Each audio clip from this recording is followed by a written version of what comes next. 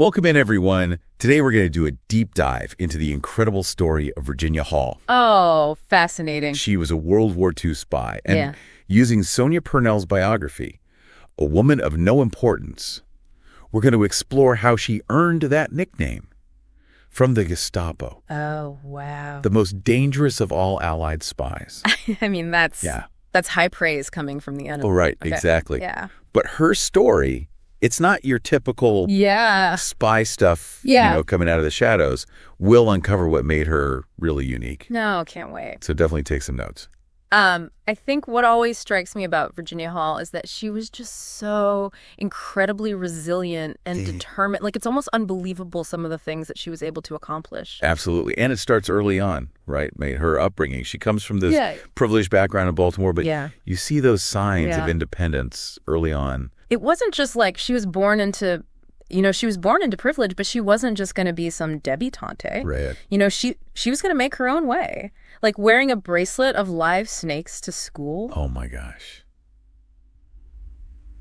I love that detail. Who does that? I know. Yeah. It shows you right from the beginning she's pushing those boundaries. Right, yeah. And that independent streak really blossoms, when she moves to Paris in the 1920s to study. Oh, yeah, 20s Paris. Can you imagine art scene, the energy? That must have been so liberating for her. Oh, absolutely. It was a time of just incredible creativity and intellectual freedom, you know, and she thrived in that environment, I mean, really solidified her belief in, female emancipation and just being, independent. Yeah. But then, tragedy strikes in 1933. She's on a hunting trip in Turkey, and she accidentally shoots herself in the foot. Oh. Which leads to gangrene. Oh, gosh. And then eventually they have to amputate her leg below the knee. Yeah. That's, devastating. So how does she deal with this? I mean, this is a time when disability is so stigmatized. Right. You would think that would be the end. Right.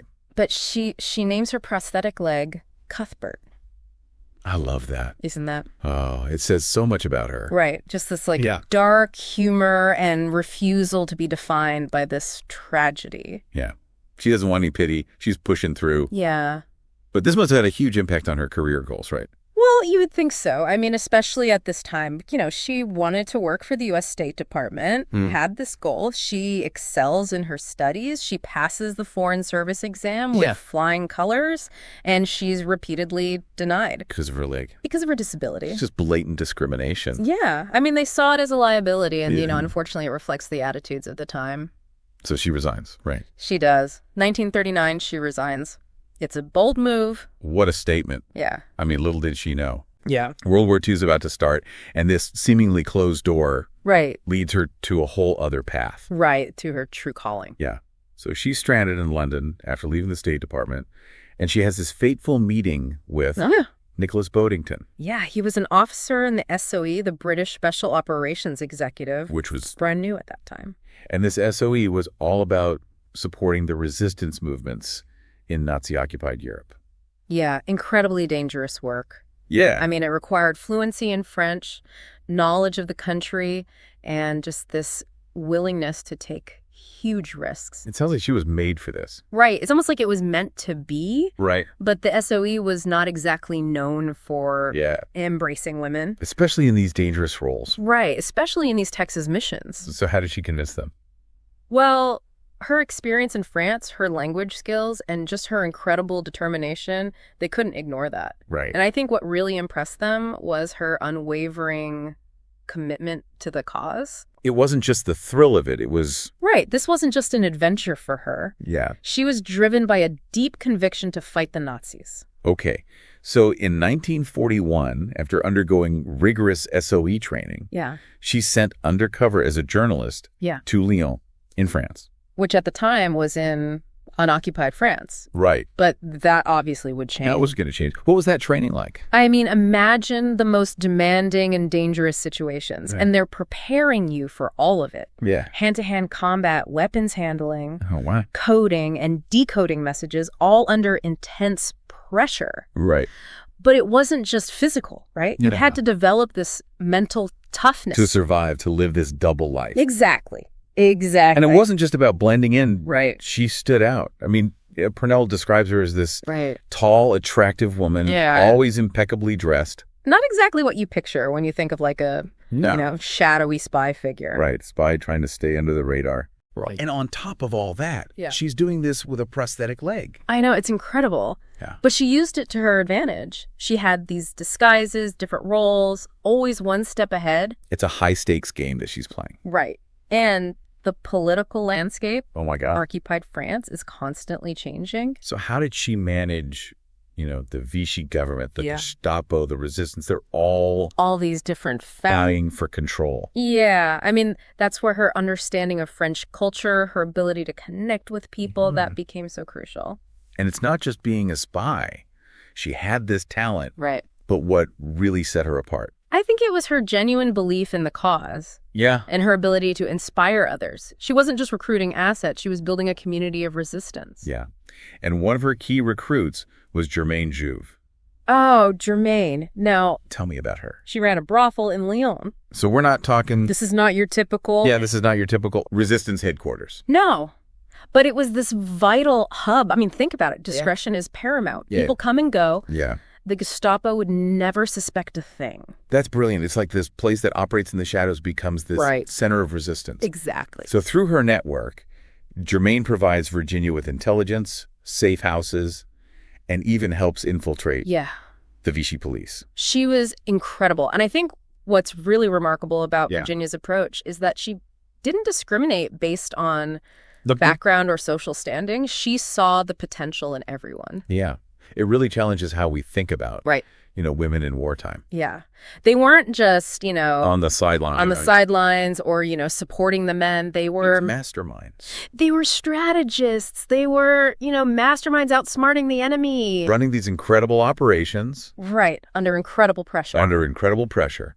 And their contributions were essential to the Allied war effort. Absolutely. And, as Virginia's network grew, so did the attention from the Gestapo. Right. They knew that there was this skilled operative. They called her the limping lady. I mean, what a chilling... It's chilling, but it also shows you how effective she was. Right. I mean, they knew who she was. Yeah. They were looking for her. So she's in this constant cat and mouse game with the Gestapo. Always adapting, always thinking ahead. Yeah. I mean, there was one instance she narrowly avoided capture by pretending to be a farmhand. Milking a cow. Right. While the Gestapo's searching a nearby village. Unbelievable. I think amazing, right? But her successes were mounting. And of course, that meant the risk for her and her network was increasing. Yeah. And it all kind of culminates in this dramatic episode. Right, yeah. The escape of these 12 SOE agents from the Mossack prison. The Mossack prison break was a meticulously planned operation. Yeah. It was a huge victory for the resistance. But it also puts Virginia right in the Gestapo's crosshairs. Oh, absolutely. They were furious. They increased their efforts to hunt her down. So she's forced to make this daring escape across the Pyrenees Mountains into Spain. Right in the dead of winter. We'll have to get into that in our next installment. Oh, yeah. Can't wait. It's quite a story. Yeah. That escape is a story in itself. It is. But for now, we'll leave it there. Sounds good. So we left off with Virginia facing this impossible situation, right? Yeah. The Gestapo is closing in. Her only option is to escape over the Pyrenees Mountains into Spain. Yeah. It's November 1942, the dead of winter. Brutal. I mean, this is no easy feat for anyone, let alone someone with a prosthetic leg. Yeah. And just to kind of really emphasize how dangerous this was, I mean, you're talking about these steep, snow-covered mountains, freezing temperatures, and the constant threat of German patrols. Right. And on top of all that, she had to rely on these passeurs. Yeah, they were these mountain guides. Okay. They were often very unreliable and motivated more by profit than by safety. So she was really taking a chance on these guys. Oh, huge chance. It's amazing that she even found one willing to take her. Right. Especially after the Allied landings in North Africa. Yeah, because security was even tighter. Right. They clamped down even more. But she had worked with this one guide before. Gilbert. So she knew him. Yeah, he knew the risks, but he also knew Virginia. Yeah. He knew how determined she was. And I love how the book describes her packing for this journey. Oh, yeah. It really paints a picture of just how harsh these conditions were going to be. Yeah.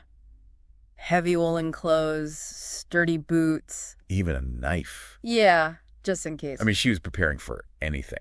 Yeah, I mean, it really underscores just how dangerous and desperate this situation was. So they set off on this bitterly cold November night. Yeah. I mean, can you imagine the silence? It must have been eerie. Just broken by the crunch of the snow under the boots. And, I mean, she's got Cuthbert on her prosthetic leg. It must have been excruciating. Yeah, Purnell talks about her stump bleeding, the prosthetic leg chafing with every step. And then she loses her footing at one point. Oh, no. And plunges into this freezing stream. Oh, gosh. And that's terrifying. Your shepherd has to pull her out. Oh, my God. She's soaking wet on the verge of hypothermia. I mean, they're so close to the border at this point, but they have to keep going. Right. Stopping could be fatal. Yeah. It's just incredible the strength and resilience that she showed. And she makes it. After days of trekking, enduring this pain, exhaustion, she crosses into Spain. Amazing. But even then, it's not over. No, she's arrested by the Spanish Civil Guard. Right. And detained for weeks. So she endures this harrowing escape. Yeah. She finally reaches relative safety. You'd think she would want a break. Right. Take some time to recover. From the danger. Yeah. From the espionage world. But not Virginia. No. She immediately wants to get back to France. She wants to go back to the resistance. Yeah, but the SOE, they were hesitant. Understandably so. Right. The Gestapo knew her face. Her limp was a dead giveaway. Exactly. Sending her back seemed like a suicide mission. They felt she was too valuable to risk losing. It must have been frustrating for her, though. Oh, absolutely. I mean, after everything she'd been through, after risking her life to escape... To be told she couldn't go back. She can't go back. It's almost like a betrayal. But this is where she shows, again, her incredible determination. Right. She's not going to be sidelined. No. She finds another way to contribute to the war effort. She turns to the Americans. To the OSS. The Office of Strategic Services, It was the American counterpart to the SOE. Exactly. So March 1944. Yeah. She's back in France. Back in the game. Working with the OSS. But her initial role is more limited. Yeah, she's gathering intelligence. Yeah. Coordinating airdrops. Yeah. Yeah. I mean, this is a far cry from the freedom and responsibility she had with the SOE. Right. How did she feel about that? I mean, she chafed at the restrictions. Yeah. She wanted to be in the thick of the action. Right, back with the resistance. But she understood the need for caution. Yeah. I mean, the Gestapo was still looking for her. Right. And with the Normandy invasion looming, the stakes were higher than ever. Right. It was a tense time. So her new area operation was the Haute-Loire region and south-central France. Yeah. Now, this region, it was very mountainous. Okay. Ideal for guerrilla warfare. Okay. But the Maquis groups there, they were poorly equipped. Yep. They lacked coordination. Right. So Virginia's mission was to change that. To whip them into shape. Yeah, to mold these fighters into a force to be reckoned with. And it seems like her experience with the SOE, right, building these networks, inspiring trust, exactly, would be invaluable here. Oh, absolutely. I mean, she quickly connected with these local resistance leaders and earned their respect. They called her La Madone. La Madone. Yeah, it speaks to the almost mythical status that she had. So she's working with a new organization in a new region. A new code name. But still having this huge impact. Still making a difference. But what were some of the challenges she faced in this phase of the war? I mean, the challenges were still immense. She had to deal with the relationships between the different resistance groups, shortages of weapons, constant threat from the Gestapo and the milice. It was a constant struggle. And one of her most important tasks was coordinating these parachute drops. Oh, yeah. These airdrops were vital. Yeah, bringing in weapons and supplies. Yeah. But incredibly dangerous as well. Right. I mean, you need meticulous planning, total secrecy. Yeah. And Virginia was often personally involved in these drops. Wow. Guiding the planes with coded messages, making sure those supplies reach the right people. And these drops were essential for the resistance. Oh, absolutely. They needed those weapons to disrupt the German supply lines. Right. Sabotage their infrastructure and prepare for the invasion. It was a logistical nightmare. Yeah. With the constant risk of detection. Of betrayal. But did she face any pushback from within the resistance itself? Not everyone was thrilled to have an American woman taking on this leadership role. It's interesting. You've got all these strong personalities. Right. And they're all fighting for the same cause. If also vying for power and recognition. Absolutely. How did she deal with that? Well, she didn't let these personal conflicts derail her. Yeah. She focused on results and defeating the Nazis, and she was willing to work with anyone. For anyone who shared that goal? Exactly, regardless of their background. One figure who initially clashed with her was this French officer, Pierre Fayolle. Oh, yeah, Fayolle. He was skeptical. Yeah, he didn't trust her. He tried to undermine her efforts. Yeah, classic clash of personalities. Made even more complex by the war. Exactly. So how did she handle that? She won him over not through force, but through her dedication and her effectiveness. She proved herself. Yeah. And in the end, he admired her. Yeah. He even wrote about her contributions to the resistance after the war. Wow, that's amazing. It's a real testament to her character. So as D-Way approaches, yeah, Virginia is deeply embedded in the resistance. She's coordinating these airdrops, training fighters, preparing for the invasion. Yeah. Her network is thriving. She's earned the trust of the Maquis. And she's become this legendary figure. Yeah, madame. It's incredible to think about all she accomplished. Right. Facing all these obstacles. Overcoming so much. And she's played a key role in setting the stage for the liberation of France. It's an incredible story of courage and resilience. But it doesn't end there. No, there's still so much to uncover. We've got to talk about her role in the liberation and her post-war career. We've got a lot to cover. So stay tuned. We'll delve into all of that. Can't wait. In our final installment. So last time we left Virginia, now codenamed Diane by the OSS, deeply embedded in the French resistance. Right, right. She'd really transformed these Maquis fighters in the Haute Loire into this force to be reckoned with. Yeah, ready to play their part in the liberation of France. Yeah, and it's important to remember that D-Day, while obviously a major turning point, didn't mean that the danger was over. Oh, no, not at all. For those operating upon enemy lines. In fact, for many in the resistance, it got even more dangerous. Yeah, because you have these remaining German forces and the milice. Right, they're desperate. They're desperate. They know they're losing. They're losing, yeah, and their reprisals against the resistance just became increasingly brutal. Purnell talks about this one incident. Oh, yeah. That really highlights this danger. Yeah, it's where the Germans and the milice, suspecting resistance activity, they raid these farms in the Haute Loire. And they kill 9 unarmed farmers. It's horrific. Burn down their homes. Just a horrific act of retaliation. I mean, it really shows you what Virginia and her comrades were up against. Absolutely. Every day was a risk. Yeah. But she never backed down. She continues to lead her Maquis group. The Diana regulars. Yeah, in these really daring operations. Ambushes, sabotage missions, just constantly harassing the retreating German troops. Disrupting their movements. Yeah, and aiding that Allied advance. And her courage just shines through in these moments. Oh, absolutely, and her tactical skills, too. Yeah, she really earned the respect of those fighting alongside her. No question. I was really struck by how Virginia navigated the complexities of the French resistance. All right. Because it wasn't this unified force. No. There were all these different factions. Yeah, you had communists, Gaullists. Right. All these different groups vying for influence. And she's an American. Working for the OSS. How does she manage that? Yeah, how does she work within this fragmented structure?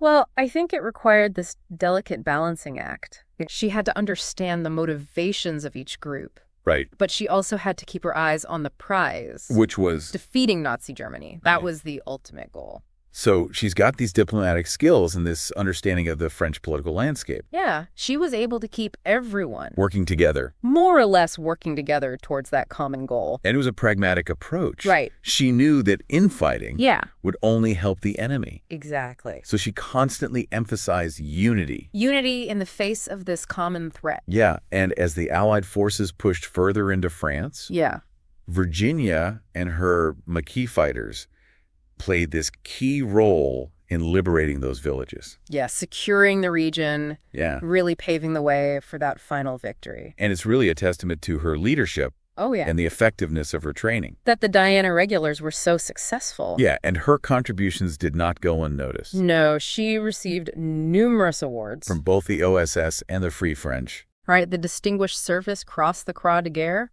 She was even made an honorary member of the Order of the British Empire. Incredible. It's amazing what she accomplished. Yeah, overcoming so much. Yeah, to make such a difference. Really remarkable. So what happens to her after the war? Well, after a brief return to the U.S., she joins the newly formed CIA. Oh, wow, in 1947. Yeah, but this transition to peacetime intelligence work wasn't easy.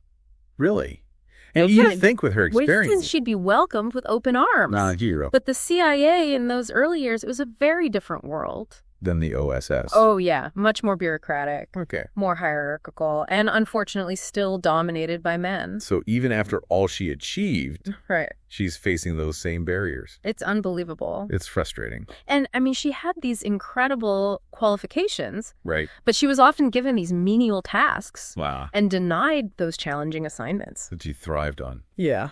During the war. So she has to fight to be taken seriously. Yeah, to have her expertise recognized. And to go from that adrenaline-fueled world yeah. of a wartime espionage yeah. to a desk job. That's a huge adjustment.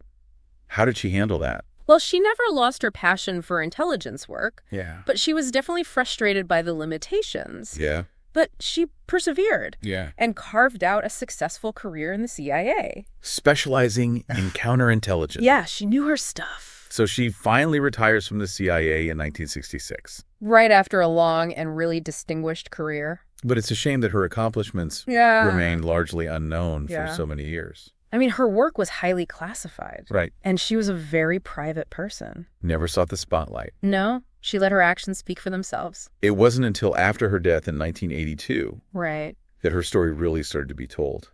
And her contributions to the Allied victory were finally acknowledged. So Virginia Hall's life, it's this testament to courage, resilience. She defied expectations at every turn. Yeah, she really did. Overcame personal tragedy. Societal barriers. And made this profound impact on history.